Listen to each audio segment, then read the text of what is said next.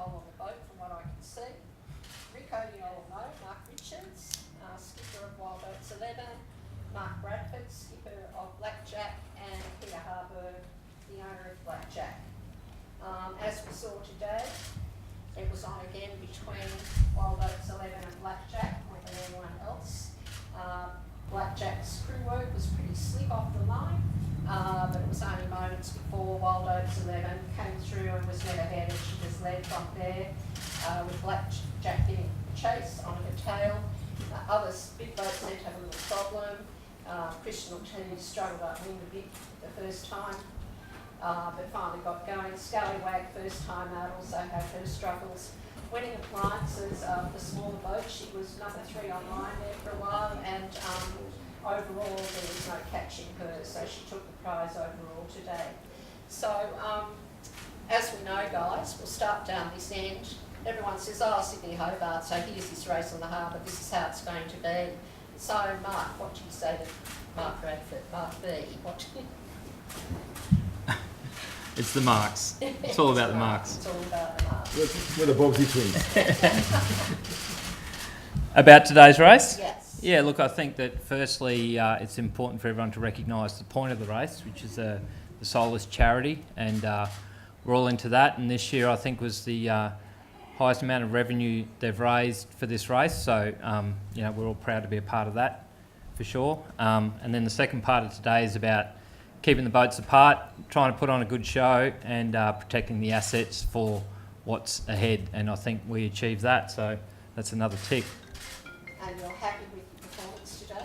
Yeah, look, for sure today, Rico and the boys picked our pocket, and that's fantastic. We always enjoy great racing with the Oats guys, but today they did a great job and led from the start, and all we could do is pick up the crumbs. But congratulations, Rico, good job. Thanks, Max. So Rico, are you happy with the performance of the boat? You'd have to be. You know, look, we really were.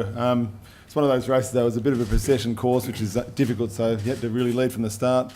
We were lucky enough to get a good start and put ourselves in the right position to take advantage of that. So, but look, it's always tough. Blackjack guys, you know, they've got an edge on us in the lighter air, and it's very difficult to catch up, you know, in the position they were in. But they kept catching up, so they certainly kept us on our toes, and just a difficult racetrack. But it was good fun. The guys did a great job on all the boats, I think, and I think it would have been good to watch them off the boats, that's for sure.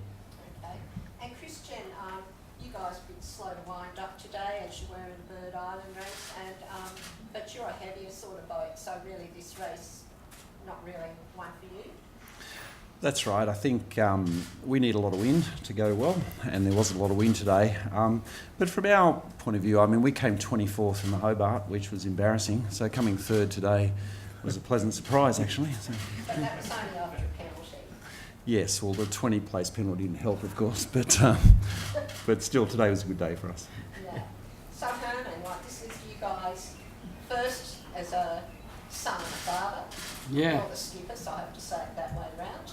You've done a couple of Hobarts, both on Perpetual Royal on this old infant track. Yep. And you were there when it broke the record in 2016. Yep. And Woody's done 5, 3 on Love and War with an overall win, and 1 on Ballyhoo and Apollo with a line honours win.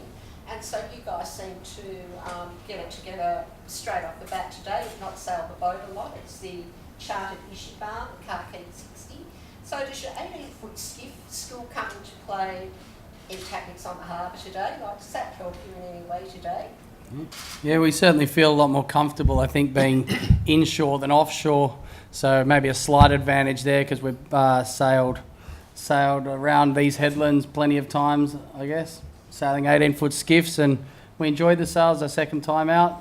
And I think I read somewhere that everyone said that was the last bit of preparation for the Hobart. For us, it's our first bit of preparation. So it was the second time sailing the boat, and I think we've got about 6 or 7 days of sailing between now and Boxing Day. So we should hopefully only get better and better from here. Okay, Woody, is it hard taking orders from your son? And what actually are you doing on the boat? Well, I don't know if anybody noticed out there just how brilliantly the leeward runner was trimmed today, but that was my job. I did. You know, it was All over it. pretty spot on, I thought. And is it hard sailing together, or because you don't sail together in the 18? We only ever sailed one season together, I think, and that was enjoyable. And it's all right And, now, like you're still yeah, no, talking to each other. We get along better on the water than off the water, I think, yeah. Love it. Love it. Okay, we'll take some questions from the media. Adrian? Rico, what was the best thing you took out of today, and what is the thing you think you most need to work on between now and Boxing Day? Oh, look, I mean, as I said today, it's, there's two totally different races. Today's, look, we're all out there to win every race we go in. This is the way it is. And as Peter said, we have a fantastic rivalry with these guys. We have great racing together, and it's always good to come out on top. But look, it's about confidence. It's about going around the corners, and doing a good job. And it may have looked slick from off the boat, but there's quite a few situations which weren't that slick on board. So it's what it's all about, and just putting the guys through their paces. And I think this time of year, everyone's put a lot of effort into training and doing a whole lot of things. And to be honest with you, to be able to put an event like this together for SOLAS, raise the money for a great foundation, come back to the club and all have a beer together, all the teams. I think it's a wonderful thing. So everyone looks forward to this day, and we're just happy to be part of it. Mark, getting out of the heads first is obviously crucial on Boxing Day. Is today sort of about getting that start right, given it's one of the only times that you're going to do it in race conditions? Which Mark are you talking about? I think it's Happy for You go, Mark Bradford. you go, Mark. look, we've raced particularly Oates and Comanche a little bit now, and Comanche has a strength to do with just the geometry of that boat. It's pretty extreme compared to the rest of us. But what we've found with Oates is that who wins the start wins the race. So for sure the start's kind of pretty important, but you ultimately it's 600 miles and you've got to keep it together for the end, not the start. But we probably shouldn't go into that, right?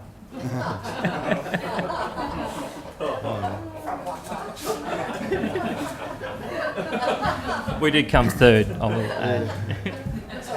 How much does that drive you, Rico, given what has happened over the last 20 years? Nothing. Look, I mean, look, it's sport. It's yacht racing. I mean, this is all about this year, and that's just the great thing about the Wild Oats team, the Oatley family, and what we do. It's a sport, and things happen in sport. And as I said, there's no grudges held anywhere. It is, we learn a lot from your mistakes, obviously, and we're looking forward to this year. I think all the boats are probably going faster than they ever have been before, and that's why I think this year's spectacle, it's going to be a great spectacle, that's for sure. So Peter, just to ask you, sure heavy weather performance better than it was, or are you still in that light weather configuration? I don't know exactly what you've done with your boat, but... We can perform in heavy weather, and in last Hobart we broke the old record. But in stronger winds, other boats they're more in their sweet spot. Our sweet spot's lower winds, and so if we get, as Hobart gets from time to time, less winds. I mean, there are 5 100-footers in this race, and every one of them has won the Sydney to Hobart yacht race. No, everyone. Or a scallywag. What about the deck? Yeah, Scallywag won as Loyal. The deck one and the rig. Okay. But, yeah. But, And the main sheet winch. Still part of it, I'm with Pete. but they're all good boats, is what my point. And, in fact, 3 of them have held the record. So there's a lot of luck in what conditions you get, because everyone has, there are slightly, the sweet spots differ slightly. So what are you hoping for? Oh, I'd like to hope for strong winds so InfoTrack can get up there. But if they can't, then a patch of light weather, would help us a lot. Comanche's probably similar, Rico, to InfoTrack, I guess, in it likes it out of the heads and in the big winds. Were you disappointed that it wasn't here today, so you could have had a bit of a look at what they're doing? Oh, look, they had their reasons not to be sailing today, and that's what they chose to do. But look, I mean, there's no question that Comanche's, it's the favourite for this year's Hobart race. I mean, the thing's an absolute weapon. It's got double the riding moment of our boats. I mean, it's an extreme boat, and if its conditions are on, the thing's going to be 100 miles in front of us. So that's just the way it is. But like I've said before, the Hobart's about being an all-round boat. You just got to do what you can. You saw last year, sure, there's issues at the start, but the finish, it ended up being what it was. So, You know, it's the Sydney Hobart has been an amazing race in so many aspects of finishing that race. I mean, Storm Bay and the Derwent can be so cruel, and it's, you know, we've all experienced that in the past years. So it's one of those races. It just doesn't matter who you are. Just never rip up your ticket and just keep fighting till the end, and you know, just never know your luck. Christian, what was the thing that you took most out of today? What did you learn most about your boat out of today's event? Well, there's a guy called Black Joe that runs a boat, and we had a bad start, and I was suggesting he jumps overboard because he's a big guy and would have lightened us up quite a lot. But after the end, I was regretting that comment because we came third. So I think what I learnt is you need to just stick to the end and see what happens. Mark Bradford, can you just run through the quality of the Super Maxis in your eyes, just in terms of all the boats that have won before? And Yeah, look, I think that the key to answering that question is not so much the boats. I mean, they're all fantastic boats, and some are older, some are newer. There's different thinking, and like Pete said, everyone's got their sweet spot. But the calibre of the people that are sailing this year, I mean, if you spent some time and got around and really got your teeth into who's on the water, it's pretty high end. And I'd sort of challenge it to be probably the best group of sailors to be involved in. This is going to be a risky comment, in offshore sailing for some years, and these 5 Super Maxis this year have got some real depth on board every boat. Those 2 race today as well. There's talk of their chances. Do you think that could be a contender this year? Sorry, who? Noah's, the Chinese boat. Oh, the Chinese boat? Yeah, oh look, I mean, for sure there's you know, unlike other things in life, length's pretty important here.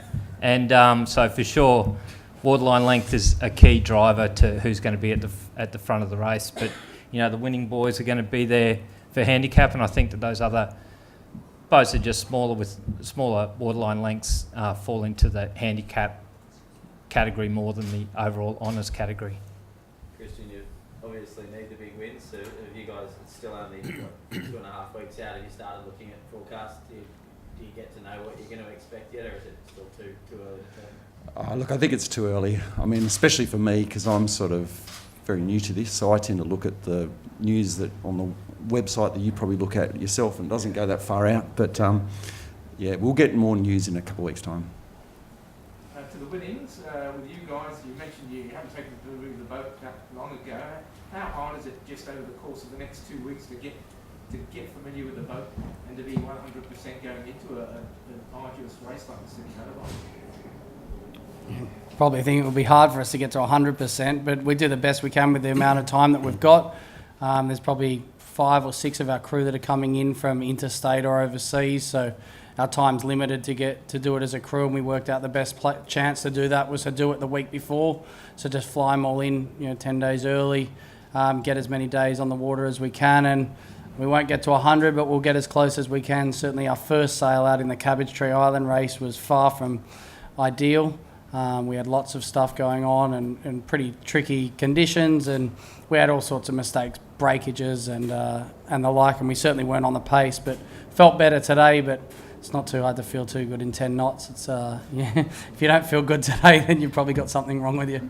But yeah, we'll see how we go. We'll do our best. We asked Matt Allen for any advice. I suppose he's obviously got another boat in the race, so it's probably hard. Yeah, I don't know. He sort of reluctantly when we sort of did the deal and he lent us the boat, he said, just make sure you don't beat us. So I don't know how much advice he's going to want to give us if he thinks we're going to be a contender for the handicap. But no, he's been really helpful and given us bits of advice. And we've got Dougie McGann on board with us, who sails on the boat more regularly. And some of our crew have been able to do some twilights on a Wednesday with Matt and the crew. So they're learning as much as they can, as quick as they can. And yeah, we're certainly not short of some sailing experience. It'll just be a little bit of time on the boat experience that we'll be short of, but we'll have 3 days to Hobart to get used to it, I guess. I think the blokes that we've got, I haven't done an ocean race since 1996, but I certainly feel comfortable with the guys that we've got. They've managed to put a pretty good, mainly young blokes together, and they seem to know which way's up. Some of them are riggers and boat builders, and things seem to go without pretty well without a hitch. They seem to be on top of it. I feel comfortable going to sea with them.